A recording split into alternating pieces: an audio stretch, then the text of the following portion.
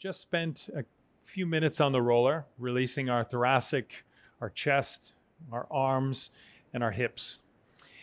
The second bit is to integrate that freedom in the blood flow and the nutrition in the tissue into some movement that you'll be trying to achieve throughout the day. Okay, one is the hip spine integrator, the other is the shoulder spine integrator, and the other one is these controlled articular rotations. You'll be seeing them more frequently called CARs across your internet spaces. Just a way to activate and create more space in the joint. Okay, so the first one we'll work on. Lying on your back, this is the hip spine integrator. I like to have my arms out to the side here. You're going to drive through your heel, activate your glute, and just allow your lower spine to mobilize and your glute muscles to practice activating and releasing this front part of your hip. If you're sitting often all day, your glutes can become a little bit inhibited, inactive. This is a great way to switch those muscles on and make sure you're using your glutes through the day, not just your quads for simple activations. Okay, so driving your hip across. This is the way it looks like from this angle.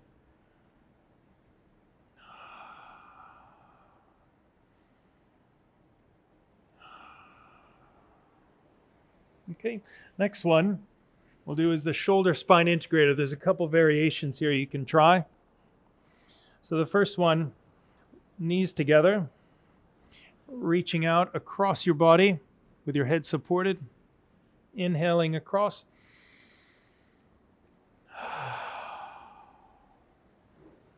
It's also a really amazing one for your nervous system. Sometimes I let my fingers glide across the inner part of my arm.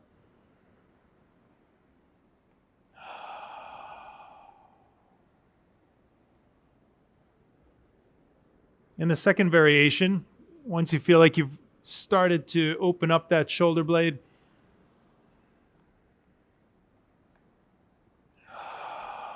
inhaling around the top corner, top half, reaching out, protracting that arm, inhaling.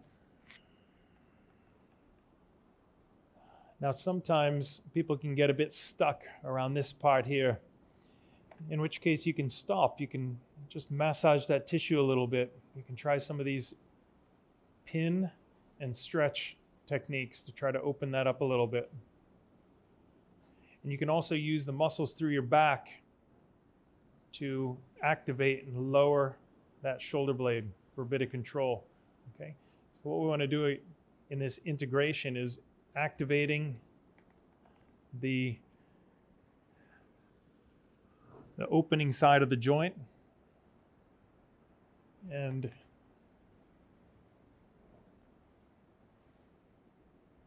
rebalancing, creating more space in that joint.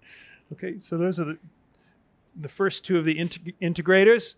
I'm going to show you just one variation for the shoulder and the hip of these controlled articular rotations. Okay, there's harder and easy versions of each. For the shoulder, we can reach out,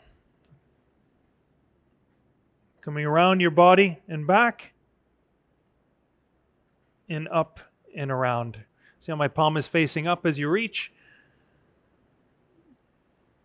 Palm facing up as you reach here and around. You can see how I'm trying my best not to compensate with other parts of my body.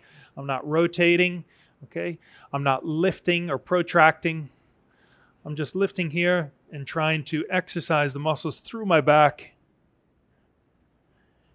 trying to strengthen the muscles that create that space between the humerus and my rotator cuff. And the same thing for the hip. We'll be doing just those hip rotations, bringing the knee up, around, and down. Out to the maximum here, under, and trying your best not to compensate through hip pelvic tilt or rotation through your body. So you're activating through your glutes, out to the side, around in a circle. No twisting if you can help it. Okay, that's going to activate again that hip in the rotational pattern and creating some space and strength and integrity around your hip socket. Okay, so that's the end of the integration exercises for your shoulder and your hip joint.